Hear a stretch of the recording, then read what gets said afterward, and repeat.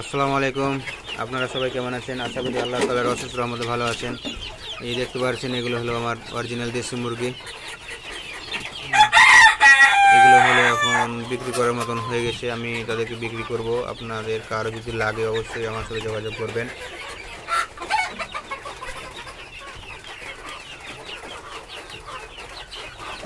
অনেকগুলো মুরগি আছে, আলহামদুলিল্লাহ, আল্লাহ তাআলার কাছে অশেষ শুকরিয়া। আমার ছোট্ট এই খামারে দেশি মুরগি